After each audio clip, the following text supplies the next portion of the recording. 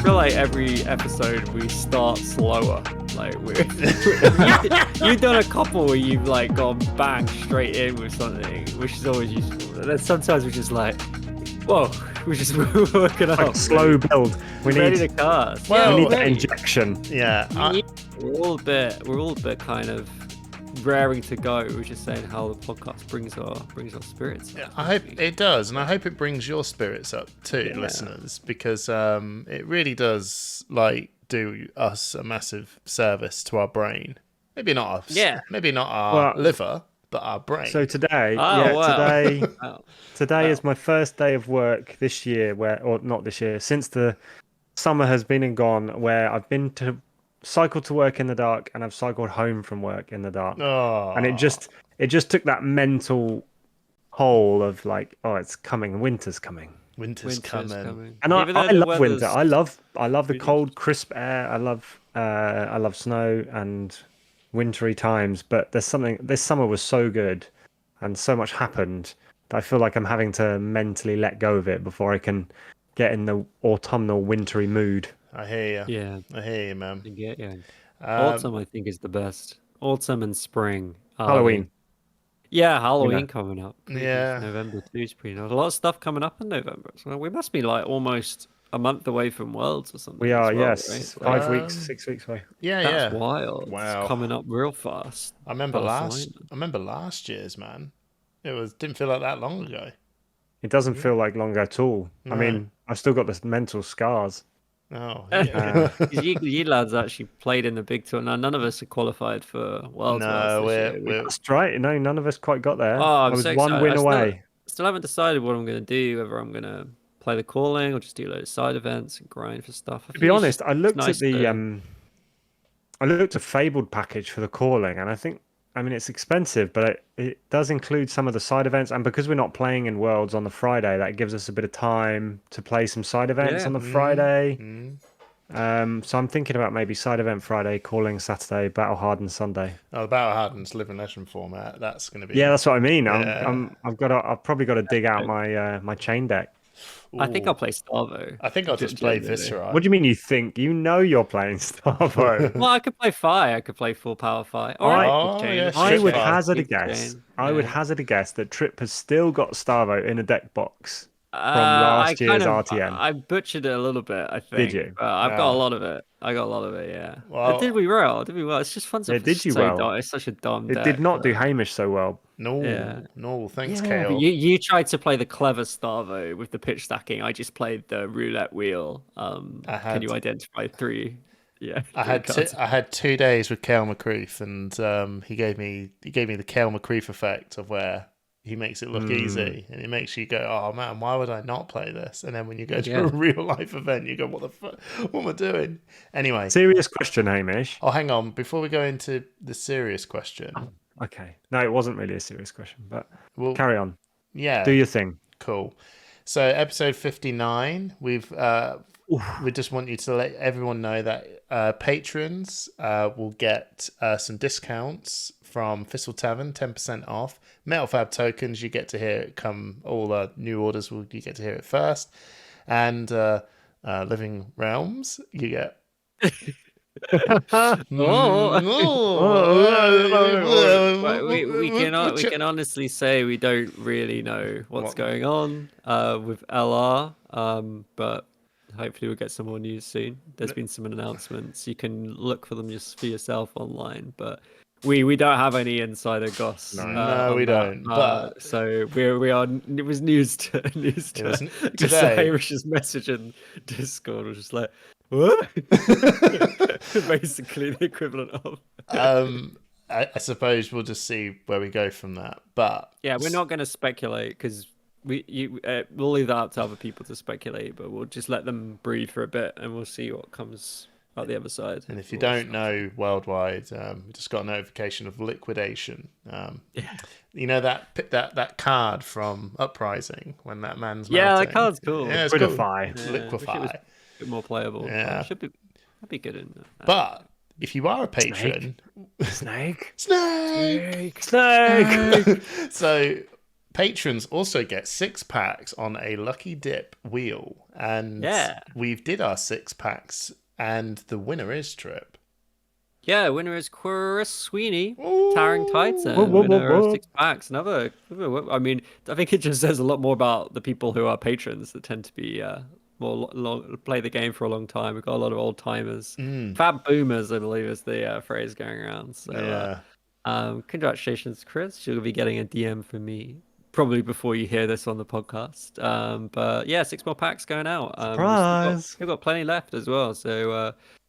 Still be giving those out every episode to just as a random lucky draw to any of our patrons. So as Hamish says, lots of good offers.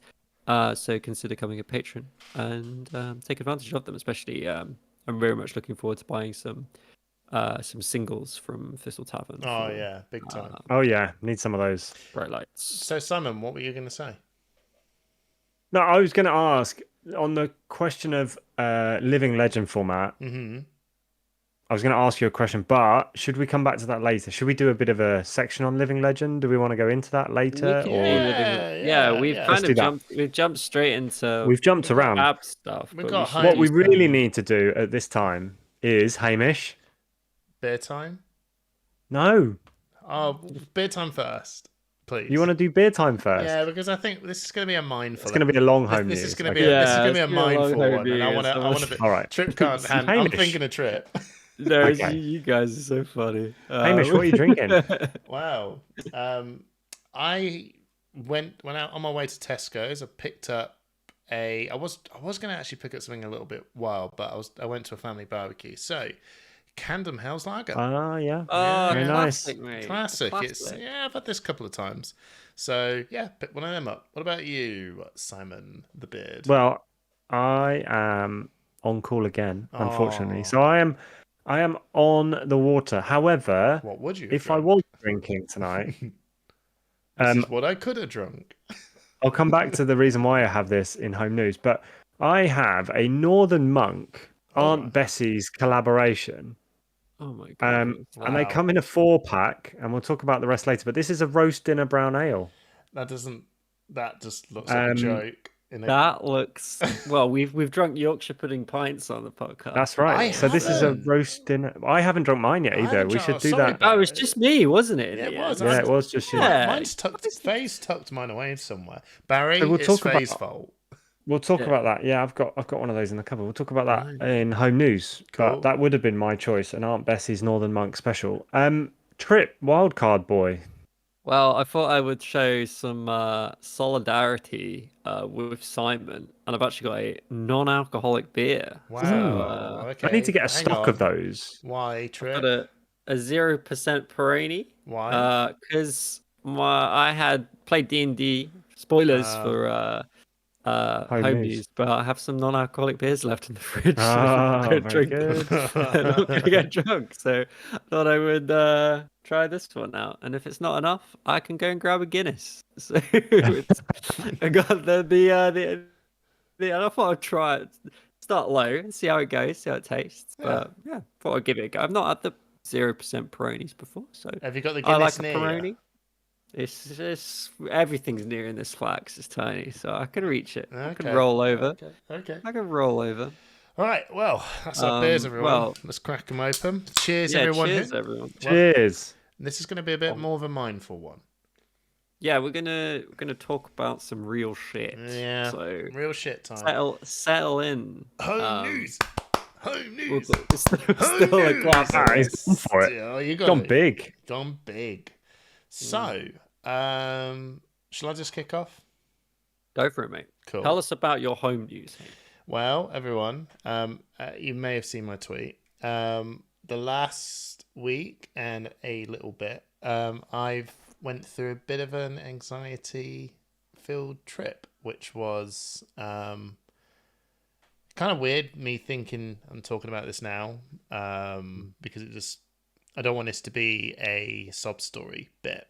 I wanted to talk about it because I know that a lot of people go through it, and I've started to realise when I was talking to my friends, wow, a lot of 30-year-olds are going through a lot of mental health stuff, and it's not just 30-year-olds, it's literally everyone. And if you're going through it and you're feeling a little rough, bro, we're with you, man. It is real. And for the last week, that was me talking to the Mind Cafe, the Crisis Cafe, they call it. It makes it sound like it's really bad, but it's just Crisis has some great, not so great brand. Yeah, it's just a matter of ringing up and talking, and it sounds simple, and I remember thinking about it at the time, and I went through this before even Flesh and Blood when my daughter was born during COVID, and it rocked me for 6. And all it did was just, I feel like I'm worrying about everything that's happening. I'm worrying about the podcast. I'm worrying, how will I be? And it just made me feel that I wasn't me anymore. I wasn't the cheerful, chappy me. I even went to the NFL like that. I went to the NFL. And even then I was like pacing and my heart hurt. Well, just my chest bit here. It was a real deal. It turns out that talking to people and time and pay like a cold. I know it's not a cold, but when you're ill, you forget being well. Yeah, I know. You, when you're not well, you're like, I can't remember being well. And then when you're well, you can't remember being sick. You know you were sick, but you can't remember being sick. And that's what my anxiety was, is that I couldn't remember being chilled, coping with my day-to-day stuff. It was, I woke up and my head went, am I better? Like, is it over? And then this little pain in my chest just goes, comes in, and then I go, no. And then I did say to Faye, I bet you loved it that I was in some anxiety trip, because I'll tell you what, I've never done so much housework in my life.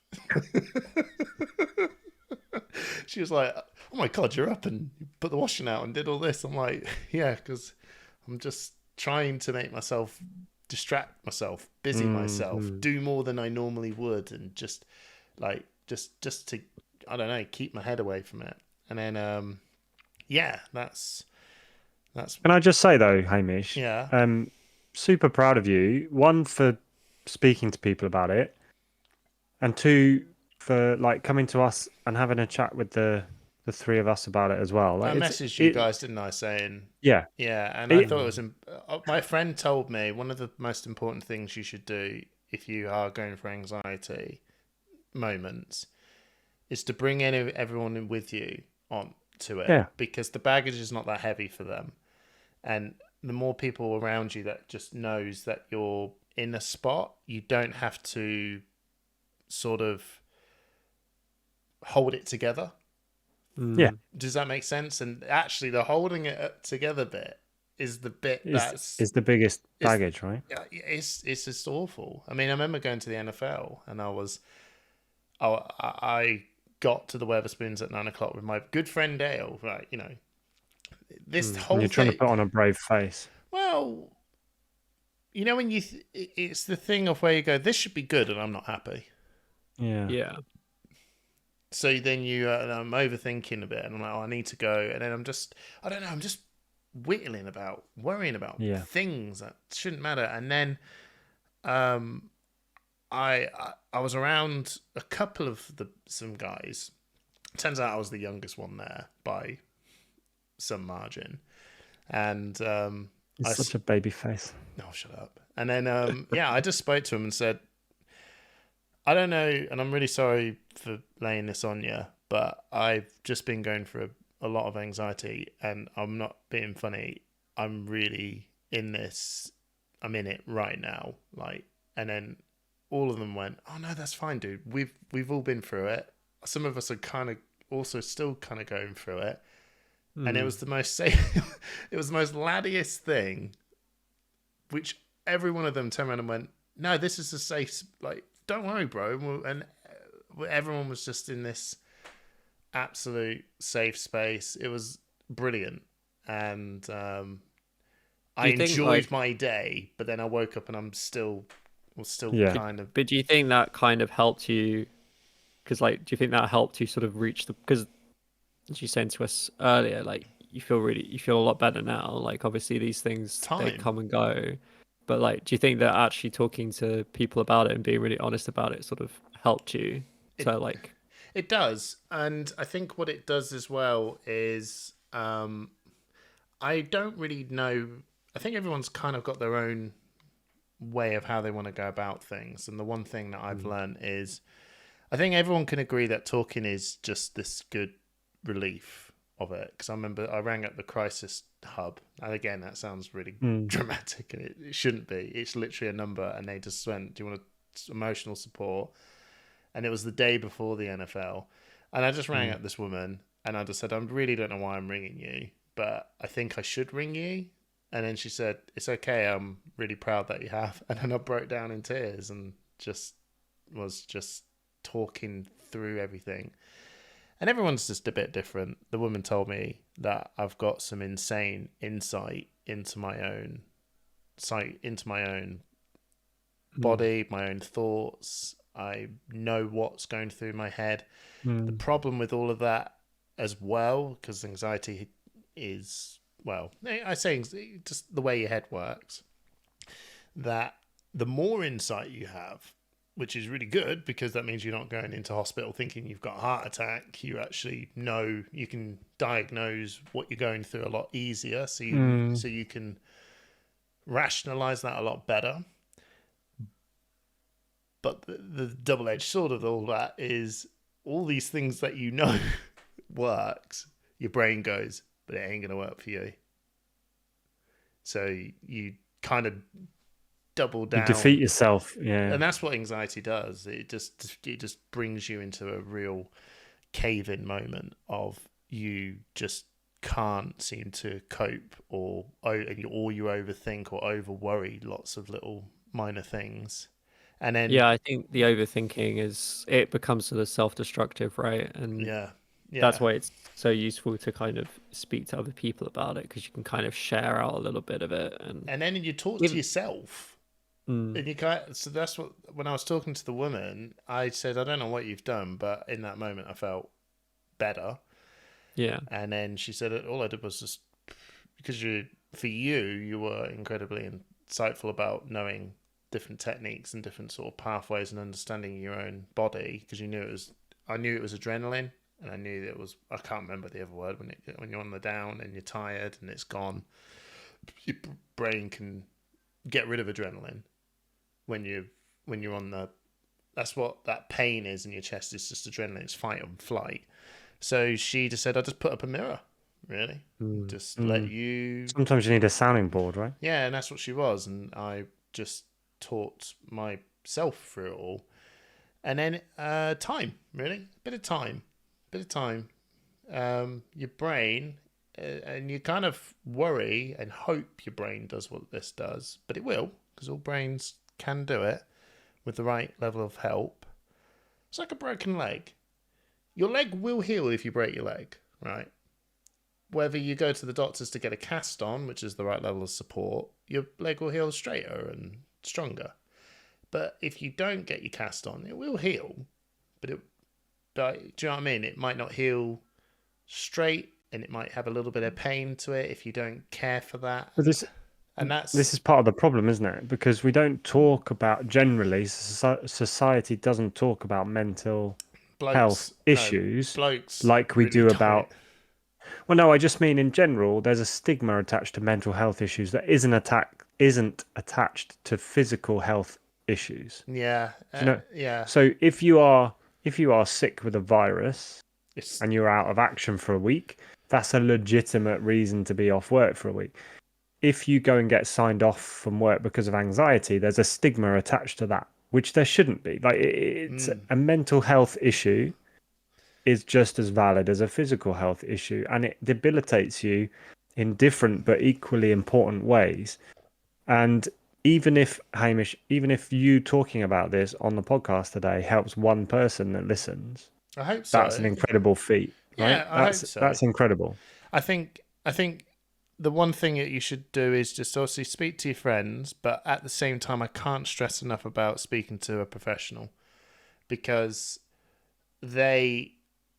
it feels like if you shouldn't, because I don't know, you might feel a bit silly, or you overthink that it's just not really going to work or whatever. And I'm not talking about a doctor. I'm talking about a mental health professional. There is, if I went online and I found this, my local National Health Service bit. So if you're in the UK, you know that. If you're anywhere else, I'm sure there's a pathway for mental health. But they also, like, if your first talk. step can be talking to your GP as well. Like you can get a referral from, if that's the person it's often about finding this person you feel comfortable with, and if you've been seeing the same doctor for a long time, then they can refer you. I don't. Yeah, there's no right way. I'm just the way I know is just. I think when I remember speaking to the GP, and the GP was looking to try and give me something to make me so. I knew they would prescribe me a drug, and I didn't. They weren't always, though. Like, you can be pretty honest with them and say that that's not the direction you want. Yeah, maybe I know. You guys can correct me. I'm just going through the path I knew. Some didn't. Some will just obviously will redirect you to the right place, but at the same time, they're going to redirect you to the place that if you just type in mental health stuff on the NHS will just give you a number, and it's usually just this hub, and you can have a chat with them, and that's kind of really just like a good first step about it. And then I think just listen, like talk about how it is, and then go from there. Really. I think also the other thing to think about as well is like what does like a good mental health, what does that actually mean to you as an individual? Because coping, we're all at different stage, everyone's at different stages, and like it might not be like it could be that you have you have trouble just like going outside, or you have trouble interacting with people, you have trouble getting out of bed, or you have trouble getting like 8 hours sleep and things like that, and it can feel kind of like impossible and to counteract those sort of things, and like you might have already sought professional help and you've not been able to get anywhere, and just think to yourself, like, if there's like one thing, like small thing that I would like to focus on, just try and think what that thing is, and like try and focus on that, whether that's like trying to get more hours sleep, or trying to get up like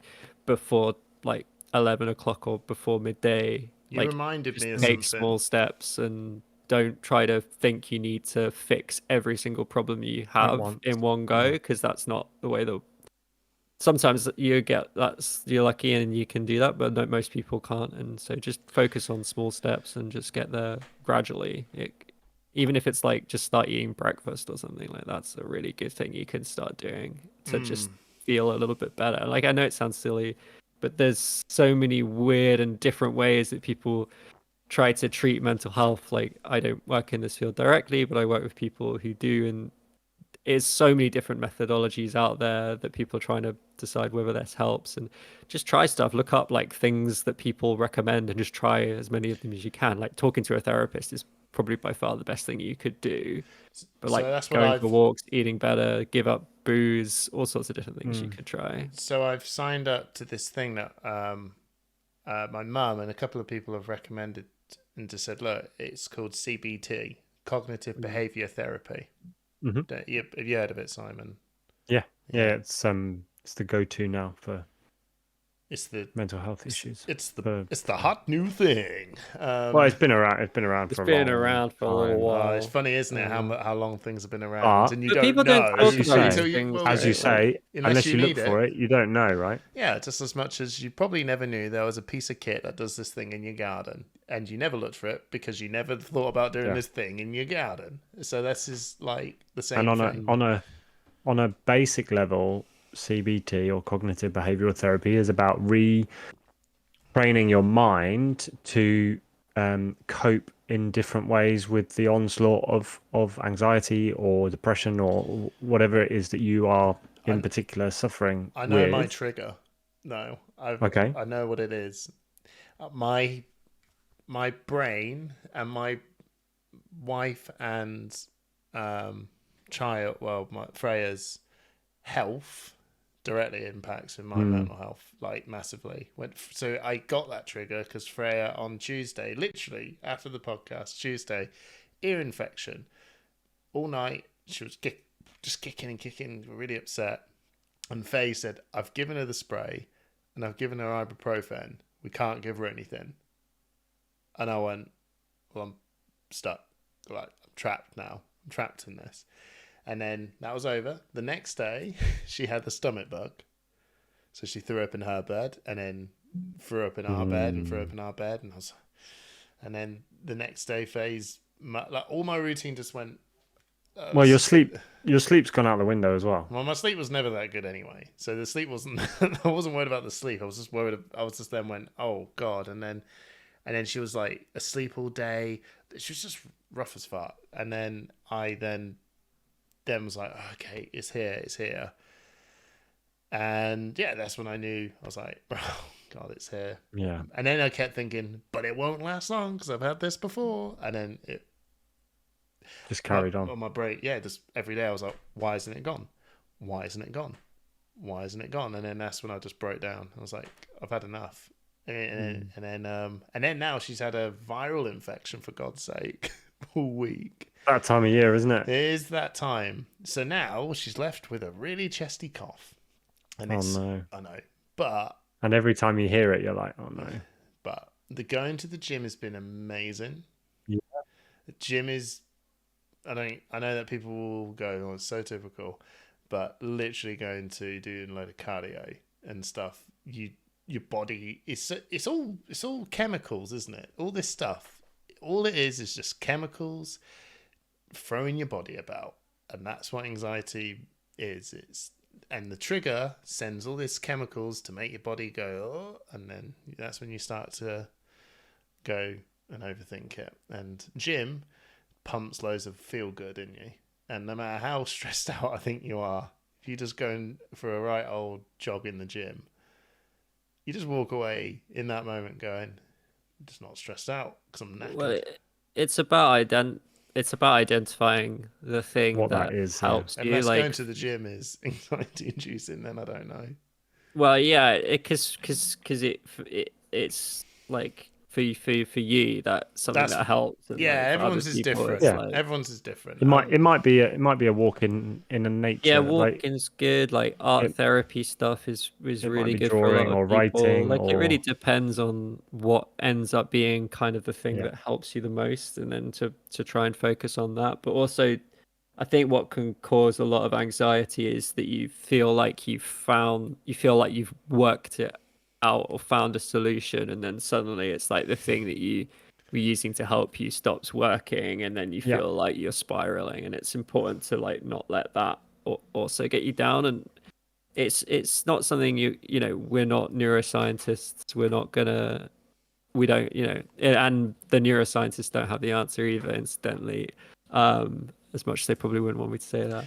But eventually, like it's an art more than a science. And like Hamish is saying, like you got to try and work it out, and then, but also be willing to kind of roll with the punches. And if, you got to keep trying new stuff and new experiences and talk to new people about it, get new insights from people, and it will help. It might not seem like it. And I think the time thing is really important, but it's so hard because in the moment, it never feels like it's like you're like blind, really wandering in the dark, and you have no idea when you're going to get to the doorway. Like last week was the longest week I've ever had, and I thought on the NFL I was like, I've had enough of this, and I just thought it's only been 4 days. Did the Jaguars winning help at all? You know what? Did it feel hollow? So I knew that my body went through, I don't know what it's called, hydro something or other. I don't know. There's this thing in your brain and the guy told me, so you're going through a lot of adrenaline at the minute. That's why your heart's racing. That's why you want to run. That's why you want to get out. That's why you want to walk. That's why you're worrying. That's why you're thinking.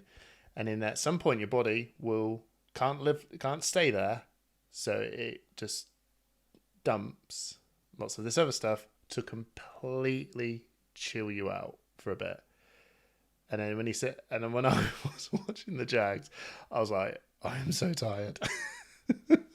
Near the end, I was like, I am so tired, but I was happy at the same time. And it also turns out, no matter how much anxiety-inducing pain I'm in, if I watch a sports game,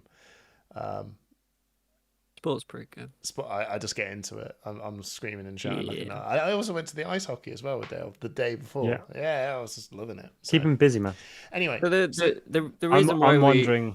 Well, I was just going to say, like, the reason why we talk about this stuff is because we know a lot of people out there might not feel comfortable talking about it, and I hope that people feel a bit inspired by Hamish to talk.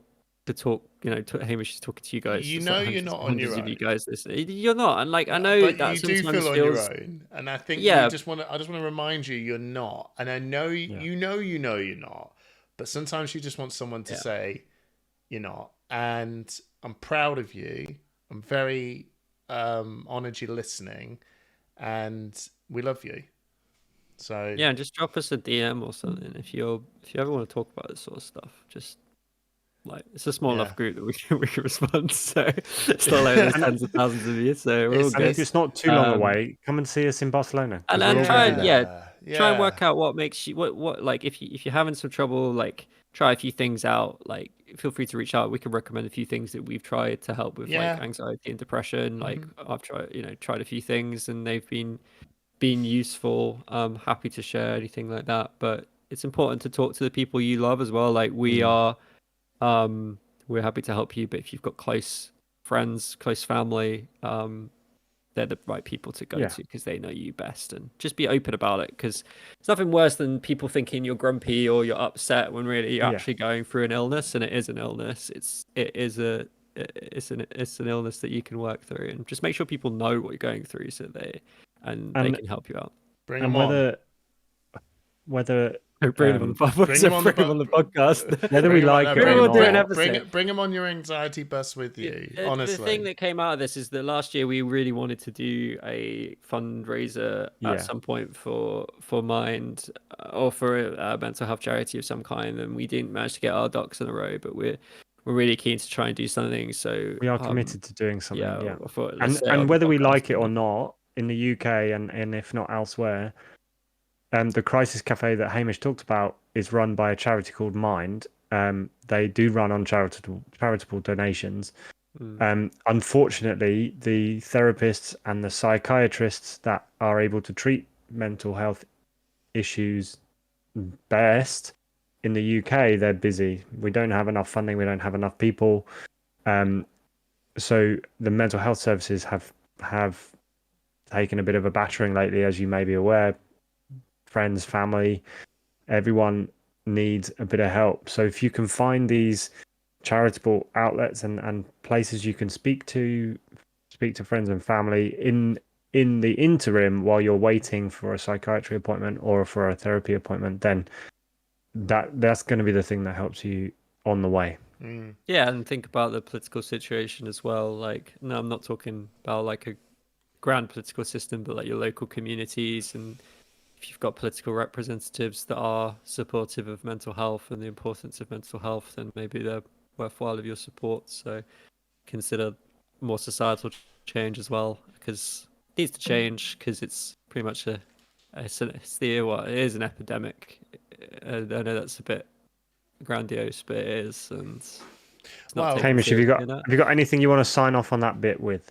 I do apologise, everyone, because that was a. Don't apologise for talking. No. I'm not apologising for my bit, but that was a long. No, honestly, mate, that was a long ass home news. We still probably. This is probably. I'm going to add to home news because I've got a little nugget that I really enjoyed.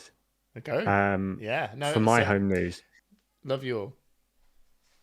So, a bit of a late summer, early autumn trip away with my family this weekend just gone. We went to Whitby on the Yorkshire coast. Never been to Whitby before. Yeah. It was beautiful.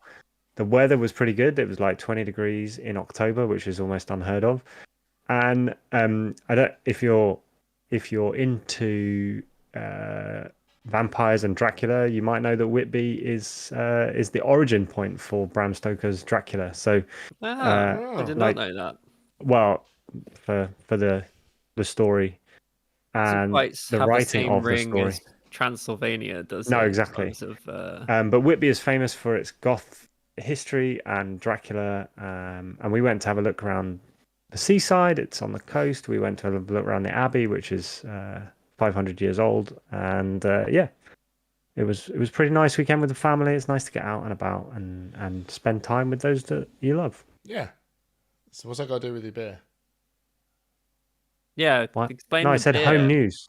Yeah, Oh, but the you beer. said you No, were we going to did talk explain about the beer. Come on. right. So Time, we went away to Whitby with Yeah. Oh God. with Sounds with like my wife No, you just and children. just tell the exact same Sorry, story again. Come on. Right. Well, And I'll start from the beginning. the friends that we were staying with got me this 4-pack of Northern Monk Aunt Bessie's beer. Right. Amazing. Cool. So Is that it? they Is know that that the I tie-in? like beer.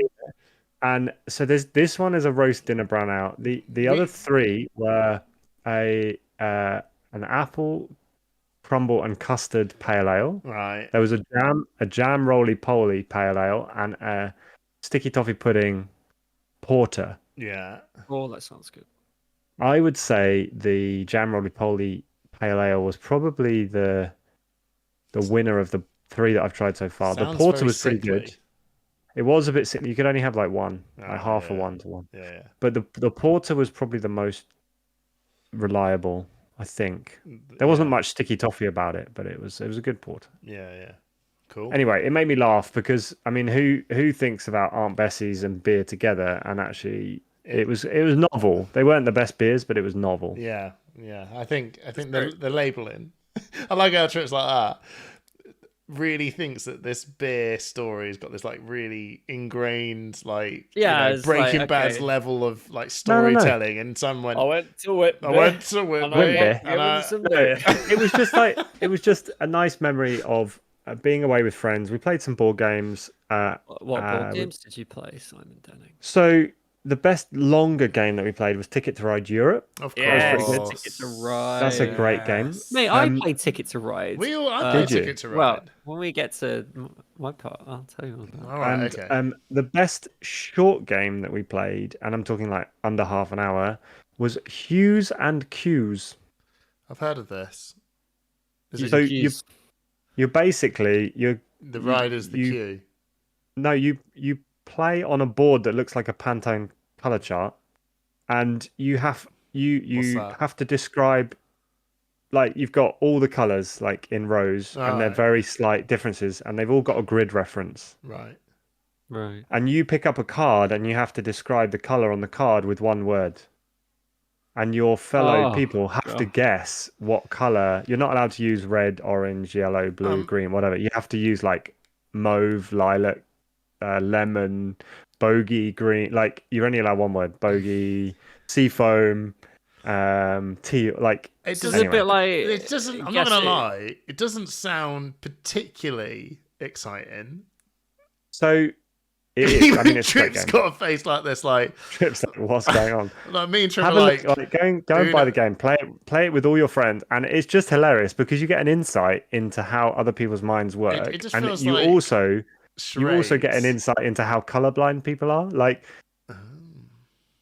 and then you'll find a word, and that when you get it right. So when you describe a color and they get it bang on, you're like, yes, like, or you get it bang on for someone else. Yeah, but all the blokes will just do this. It's yellow. all the women go, it's not actually yellow, it's like a mustard, it's more of a custard, it's more of a and then you're like this, and the blokes go, it's bloody yellow, mate. Some of the best results are when you get like 4 different people in 4 corners of the board because they have no idea what you've just described, and you're like, But it's this, like, obviously it's this, and they're like, we don't know what that is. It's grey, mate. It's not grey. It's slate.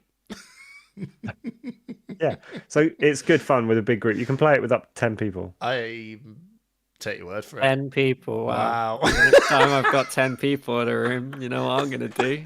Guess play this Q's and color. Q's. Q or Q. Q's or Q. Anyway. Guess this color. What have you got for home news? Yeah, God. Hey, blimey. Well, It's 40 minutes and we're still on home yesterday news.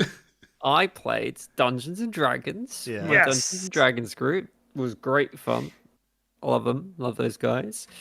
And I also went to a board game cafe where I also played Ticket to Ride and I also played Articulate. Articulate Oh is yeah. very fun. Other than It's got that, staying power. not too much to cover. I think we'll get into some Fab TCG, shall Trips we? like, I'm going to do everyone a favor. I'm going to keep mine This is short. the curse of going last. Is that you guys talk? I know. We did say it was Weirdly, Simon's story felt longer than yours, Hamish. Yeah. Cheers, mate. Cheers. It's not very nice. I'm gonna take a break. So harsh.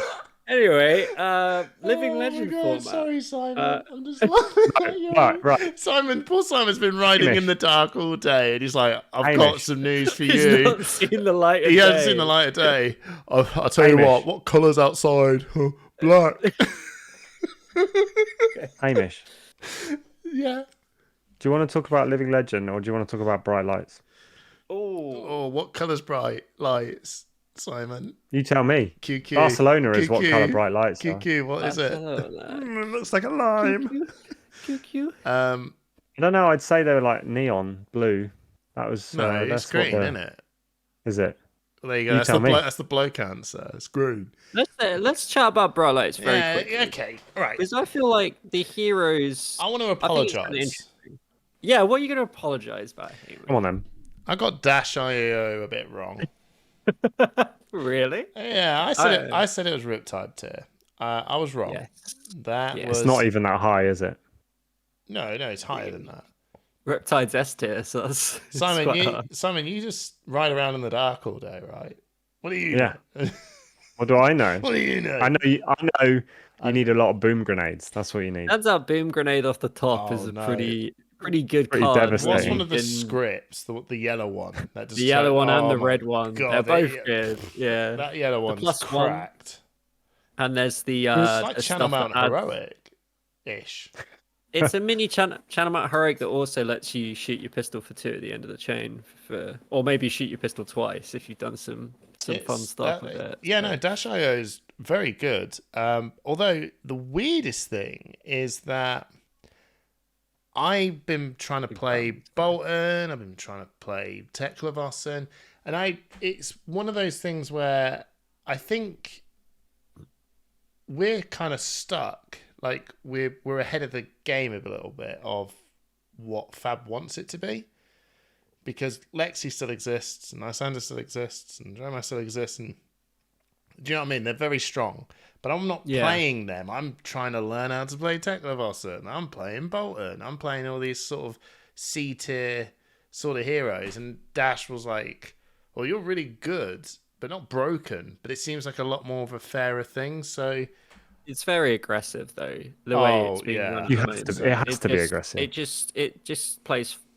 Some of the stuff it can do, and like being the stuff it can do of high octane and just shoot your gun a bunch of times at the end of the chain and stuff. It just feels very.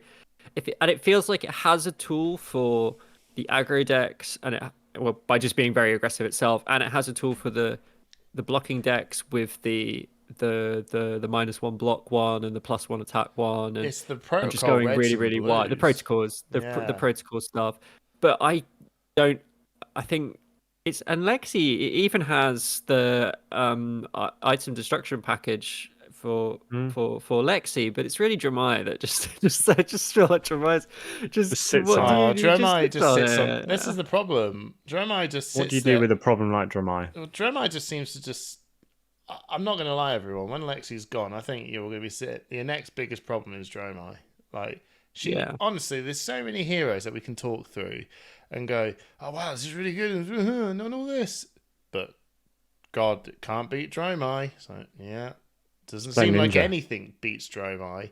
But yet Dromai never wins the goddamn thing. Just if Dash and I think Max has got. I think Max is kind of like the rogue choice, but the mechanoid stuff is really cool, and a high octane attack with the construct mechanoid and nitro mechanoid a bunch of times is really cool too. Mm-hmm. But like, it's not. I don't think it's quite as tuned as the dash. I think the dash one will end up being the primary one. But I think OG Dash is just set to be the best.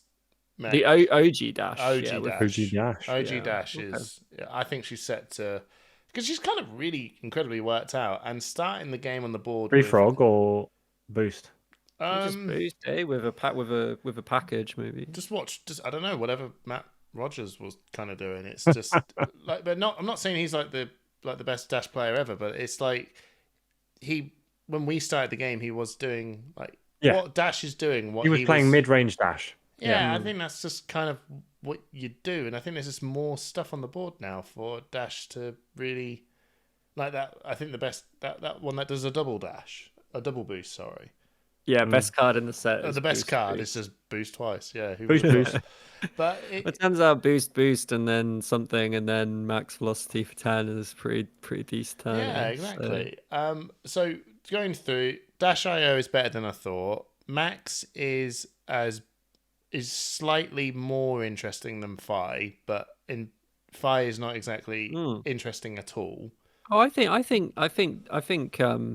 Max, the construct nitro mechanoid Max version is pretty cool. Yeah, that's cool. It's almost that's really awesome. Yeah, that's like you're building. It's a combo deck, right? It's a combo finisher. I think, and there's a lot of cards that fetch back hyperdrivers, or they put steam counts on hyperdrivers, so you're able to keep 3 while still I boosting, like all that. keep the chain. I think that's really cool. That's the bit that's cool, but it is almost somewhat feels a bit like how Phi would run its game of just going, I am going to just throw numbers at you, but what saves it all for me is that you can turn into a cool mech. And I was like, okay, that's cool. Yeah, I think it's better than the simplicity of Phi, but yes. I also think that the thing that annoys me the most about Max is that I just don't think that his wrench is the right weapon to run. It just feels really annoying because I just want to run the wrench. I just think the wrench is really cool. I just think they've just put a touch too many restrictions on the wrench. Maybe if it was like a Runeblade card where it's like, if you did crank, it gets +2. If you didn't, it comes in for 1. Well, like Nebula has Blade, the on, basically. and then the on hit, or you still Galaxy get a Black. counter. I just think it's not being able to just swing it if you haven't cranked. It's just a bit sad. And obviously with all the action point generations, maybe I don't know what they could have done with it, but it just feels a bit annoying when you've got a hero that loves to make action points. You just want the pistol is just so good, right? I honestly think there will be. You're right, but I don't think the weapon's dead. I think a lot of people are just going, but the gun is like a bit better. So it's just a bit better is enough, but it's not rubbish. It's just a bit better, the gun. So when you've got high octane, when you're 3-oving high octane, the gun just ends up mathing a bit better for you than that is until it living legends out. So at some point it will go. Yeah. At some point Dash OG will go. Yeah, it'll be a Viscerai problem again. Yeah, but I think it's I think the heroes are interesting. I've really not engaged much with Teklavos, and feels I like have. Dromai just eats that up. But I don't know. Deck Tech coming. Well, actually, it's probably out.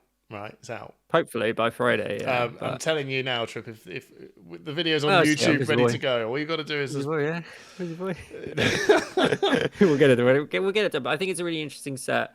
Well, can I just? I was going to say about Teklavos quick, and then we'll. Teklavos is I think for me, the premier sort of hero of the set in terms of the intrigue and the pushing of the design space and everything. I think Dash IO is also like really, really interesting as well. I think the second most interesting one. Max is like, hey, you remember Boost?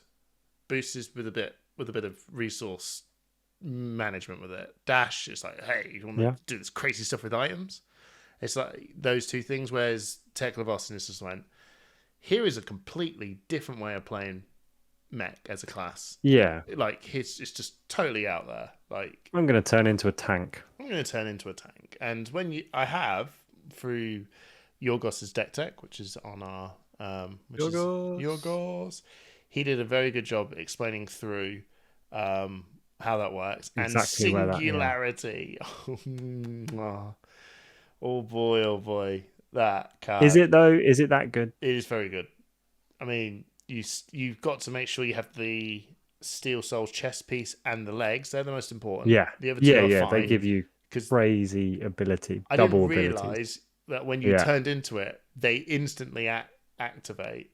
Yeah. So you get 2 action points. They give you some resources and and then you just go, all right, bang. I'll just turn to this and 6 and then 6 and then I'll draw 5 cards and then it's all right, have a War Machine for 9 overpower, go again, and then have another, and then this what's the one that has it costs less for each Evo that you got equipped. Yeah. So it's a 0 for 6, go again.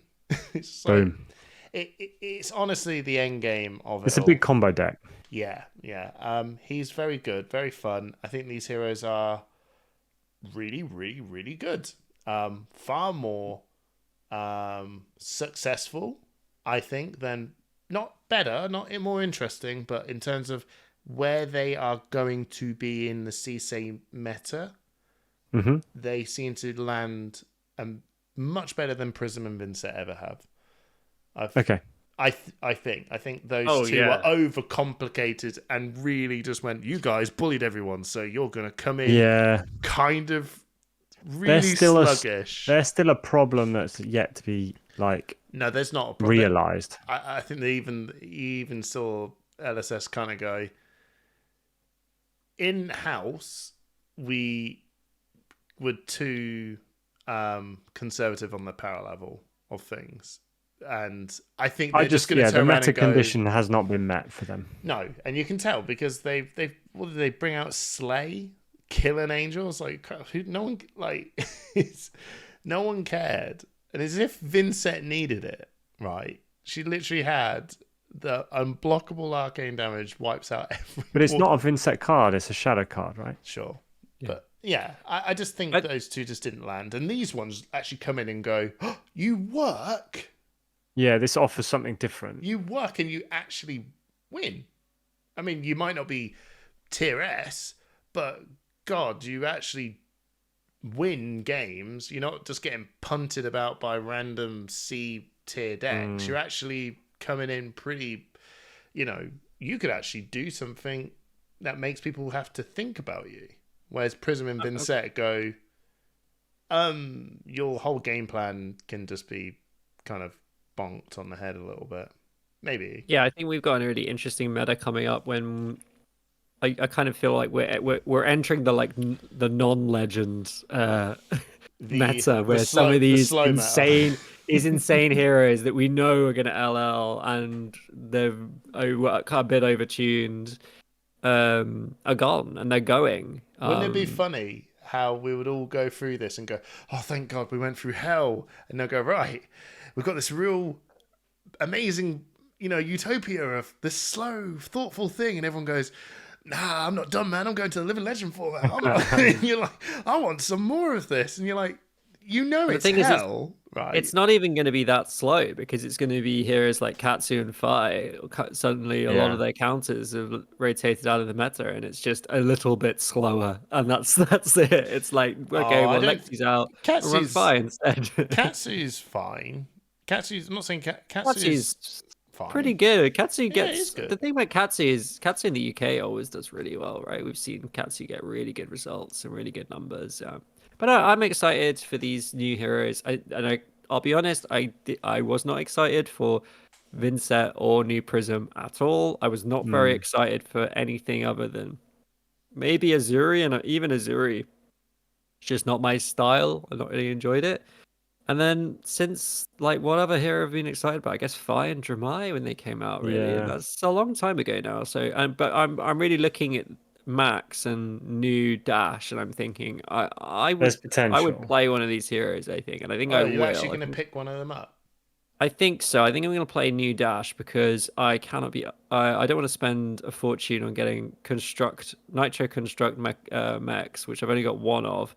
Which I do want to say that card needed a reprint in You this can borrow set. one of mine if you want. Well, I just think I'm going to give new Dash a go. I'm going to do some. I'm going to boom people. I'm going to throw grenades at people and have a grand old time. I don't think you're going to like it, Trip, because you got to think. Pew, pew, pew, pew, pew. No, I can look at the top of my deck. I can look at the top of my deck as many times as I like. So I love that meme. It's like oof level. No. Why do I need to think? All I need to do is there a grenade on the top of my deck? Yes. Oh, great. I'm doing good. Is there not a grenade on the top of my deck? Oh well, I guess I lose this one. It's easy. This is what you're talking about thinking for. It's easy. Just look. You're allowed to look at the top card of your deck. I want to look at my deck at any time. It's like I want to look at my card for the 6th time. And then all you do is just boost. You boost. I did like look that. at once you've boosted, you can look at the top card of your deck again, and then you see, is there a grenade there now? And then if there is, you're like, just great. Boost until the grenades appear. Just boost it. It's easy. Easy game. Easy life. Yeah. I would love to pick up Teclavosum. I've been going through this real mid-rangey sort of life at the minute. Although I will say that it's coming out this really expensive period. I'll see how things sort of land in terms of cost-wise of certain cards. But I'm also just kind of interested in going, I don't know why. I just go, well, there's Viserai and Bolton. Yeah. Yeah, why not? Also, my biggest thing about this set is it's allowed me to take a break and have some money back in my pocket. You've not bought anything. Not bought any. Wow, first time. I'll be first time. Set number 11, first time. How does that make you feel? It's a bit weird. I'll be honest. It's a bit weird. I feel a bit out of touch on the cards because I'm not like sorting through the commons and the rares. Like the Majestics are out there, but yeah, feels a bit strange. I'm looking forward to drafting more. I'm looking forward to playing some more Snap, Crackle and Pop sealed and seeing how it goes. But yeah, I'm not overly bothered about buying the rest of the set and having a binder full at the moment. I've got 12, 14 binders sat on the shelves behind me. I think as well there's a lot of one class cards in here that are like, not gonna lie, they're pretty boring. In terms of, I'm not digging on like the designers or the developers. Why do they make something so, basically here's 9 cards of it's 0 for 3 with the same text. It's 1 for 4 with the same text. It's like watching the ninja class when it was Uprising. And you say, look at all these Dromite cards that are really and then Icelander's like, look at all this weird eye stuff, and then Ninja was it's head jab. I think it's a challenge for LSS because they've said they want all of their sets to be draftable. Yeah, no, that's not that. But when you've got a heap of them... that's what I'm saying, Hamish. Because they need to think about what that means to the game because they're always going to kind of be printing draft kind of 1 for 4s and 0 for 3s, and it's like they need to think about how they keep the game exciting, and that's a challenge for them. I think they're up to it, but I think it's class. There's some boring ass cards in Bright Light, so to be fair, like they really saved 0 to 50 because that's the best card name. Big Bertha, come on, Big Bertha. And then Big Bertha is the best card. Big Bertha is a good card. Okay, I will say 0 to 50 is flavor text also. Great. I will say Big Bertha card art. That's the art design I wanted from Bright Lights. I just think they've taken it way too Neo Tokyo. No, and it's just if you read the story, it makes sense, right? Because when we got this original stuff, it was all Cogworksy and stuff. Because there was I'm sure there's different companies. Yeah, there's 2 different companies. There's more Steam Cogworksy stuff, and then Teclavosum is this neon future. Why is there a Neo Tokyo in my fantasy? The future Trip. Yeah, sure. Become more human. Anyway, he's becoming the Mecropotent. Yeah. Right. So segue into Living Legend format, because Yeah. these heroes are going to have an impact on the meta, but they're not going to have an impact on Living Legend. Are they not? No, they won't. No, they're too weak. There's no way. My question, so we know Starvo's going to be up there. We know Chain is going to be up there. Well, we think Lexi and Brian might be up there. No, Ball Lightning. Lexi won't be up there. Well, I could be right. I'll tell you what, I don't actually know, but it just doesn't feel like she would be. My questions to you, you didn't Hamish, say Viscerai, but yeah, go on. Wait, my question to you that I was going to pose right at the beginning of the podcast is Viscerai relevant in Living Legend with Bloodsheath, with all of the new cards? Yes. Yeah. Yes. Very much. Yes. So. Yeah. I mean, because you just sonata for do you understand? You draw your entire deck. Have you forgot how broke that combo was? 100% danger. Yeah, and do you know how much more Rune Chant Generation we've been given since that combination? Yeah, I'm looking forward to you giving it a go. Viscerai could turn around and go, "Are you what? So you some super slow deck? All right, okay. Well, I could just play the other Sonata maybe, and just double up on those X's." X, does it beat Starvo with Ball Lightning and Awakening? Right. Before anyone asks, does anyone actually bloody know whether they want to put? I'm sure they do want to put Ball Lightning, but do they actually know what they're doing with Ball Lightning? You probably can put Ball Lightning in. Everyone just talks about it, but we don't really know. I don't think you play it very often. No. So I can't remember what Lightning ones you ran. I think you ran Lightning Surge. We picked the one that blocked for 3 in blue. You probably do because Prism is going to be huge, and it was good against Prism for working around Spectra. But Blink. Awakening is the one, and that's the thing with Viscerai. It's like Viscerai actually I think plays into Awakening better because you're trying to. I'm telling you now. You're not leaving them on like 1 health. No, Trip. There is a problem with this. Starvo is going to be Viscerai's biggest issue. Because guess what? Because he was broke and he was unscathed. He was unbanned in every single way. Do you remember that time? And I played him. And the only reason he wasn't like Living Legend off the face of the earth is because Starvo came up and went, "Bonk! I can just kill you with back-to-back away." Oh, do you remember Oakenold? For 11 go again. Dominate. Put 2 cards behind the discard 2 cards. Yeah. It's just ridiculous. Now, can't Arsenal anything because they'll come in with the. I'm intrigued about Fi. You can Crippling Crush for 13 go again. I'm intrigued about Fi. I'm not going to lie. Stubby's Fi is very fast. Stubby's Fi. Just go turn 1. It was a strip fight. He's like, right, I'll take all this off, and I'll take this off, and away we go, bam! Just absolutely annihilated. Blossom of String, Stubby's Fire. And then Starvo looks at Fire and goes, "Did you kill me? No. Awakening." Yeah. Thing is that Starvo has Stalagmite, which is really good, so can do stuff. But actually, Starvo's cards don't always block that well because they run a lot of 2 blocks. I'm intrigued whether Chain actually does. And I was going to say, I honestly, I keep talking about taking Chain. I don't think Chain keeps up. No. I don't know. I think I know Chain won. I know Pablo Pinto won PT1 with Chain in a Starvo meta without seeds.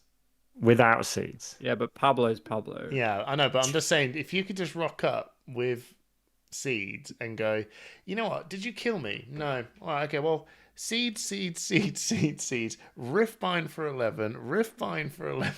It's like, that's it's not. In short, Viscerai, Starvo, Fi, Chain. I think it'd be really interesting. I think it's Prism though, right? I think Prism beats Starvo every day of the week with all the new tools they have now. Like, maybe. And then it's like, what beats Prism? Maybe Fi. So I think Fi is a good and Chain.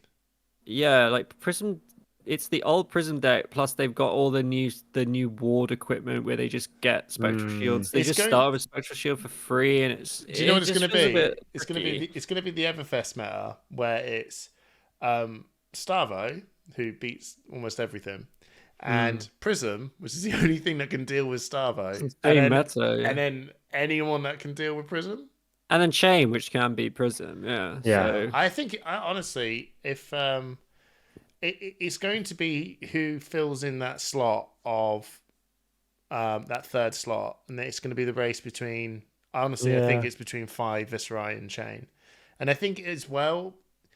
It's funny how Oldhim is just not even thought or considered. Well, he doesn't. You don't need to because you've got Starvo. So who cares about Oldhim now?